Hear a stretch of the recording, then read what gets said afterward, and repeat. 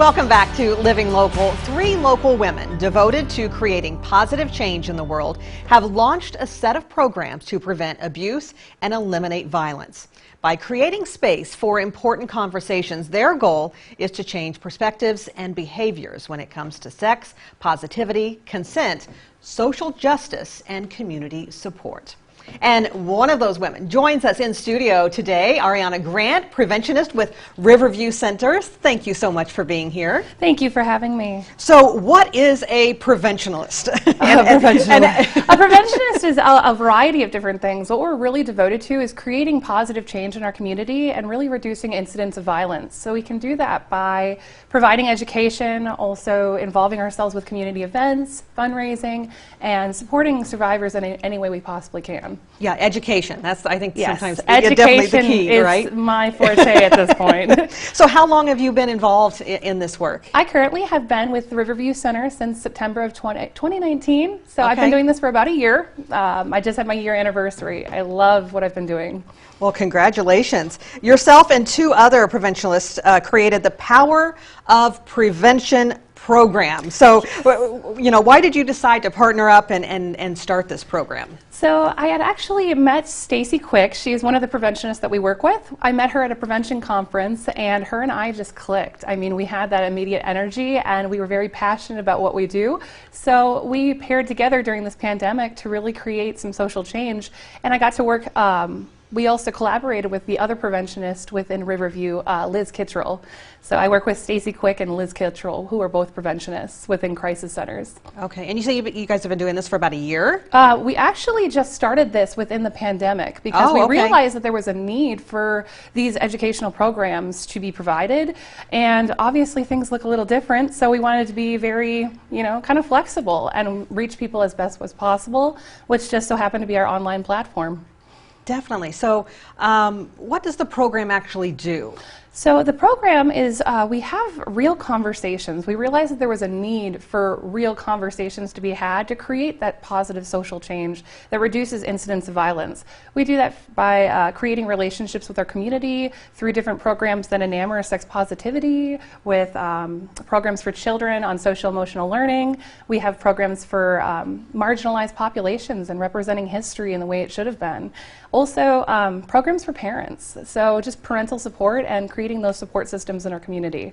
So do you work like with schools or businesses? Yes. How does that work? So Power of Prevention, we predominantly host live Facebook webinars where we're able to interact with our community and answer questions live as we present, so that we're able to really gauge conversations with our community. Okay, okay. And so have you done that with schools as well? I actually have. Okay. I have also worked a lot with schools. In my role as a preventionist, I predominantly work with schools in our community. I provide free training for workplaces and facilities, as well as schools, churches, all sorts of facilities. But Power of Prevention, what we predominantly do is provide training for our community on like bystander intervention, about consent, about who these founding people were within our history, as well as creating supports for parents, making sure that everyone is included in that, you know, at-risk population. Right, yeah, you forget about the parents sometimes, right? Yes, parenting is not easy. I'm not a parent myself, but goodness gracious, I've learned so much about different parenting styles, especially having a background in education. I definitely think that there is a need. Definitely. So what do you hope to accomplish with the program? Well, we hope to accomplish having these real conversations. So we enamor these different positive behaviors, and hopefully we influence people to promote those positive behaviors, as well as you know, create social change on not only a relationship level, but also a society and a communal level. Okay, so how has it gone so far? These we love it. We love it. Honestly, I was not someone, as you know, in my age range, a lot of people like to be on Snapchat and Facebook, and myself, I was not used to being in front of a camera. So I was like, oh, okay, we're gonna do this. It's gonna be fine. But throughout being able to interact with our community, I mean, we've had so much fun. It's been so much fun and gratifying and rewarding, and we really see a lot of the change. We have people reach out to us daily saying, thank you so much, because I feel so validated as a survivor, you know, with these different, you know, concepts that need to be talked about.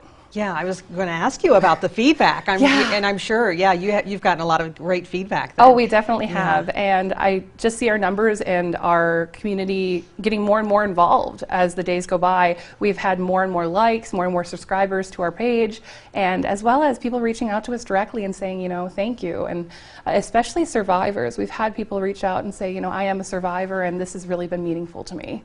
So that's probably one of the most rewarding things that have actually come out of this. Definitely, yeah, I can see that. So how does someone get involved with this program? Absolutely, thank you for asking. So you can definitely like us on Facebook as well as reach out to us directly. We are also partnered with Survivor Resource Center as well as Riverview Center. So reaching out to our crisis centers if in the event that someone does need services, as well as liking our page on Facebook and following us just so we can get more content out, as well as sharing our videos that we post. It's definitely going to reach our communities. So are you hoping things will change though after this is all over, this COVID and and just doing Zoom and Facebook and things like that? Are you hoping to get out maybe into the community? And we would love to, honestly, with right now with social distancing and making sure that we're staying safe as well as keeping others safe. We've been really kind of more remote lately, but we've been in talks about making sure that after this pandemic has finished, we want to make sure that we can still continue these efforts. Yeah, because it's still there. We want to actually create Zoom trainings for other preventionists to be able to create curriculums based on these messages that we're delivering. Definitely. So what is that your next step then? Your goals, I guess, for the program? We have so many goals. I think that that's good. I know.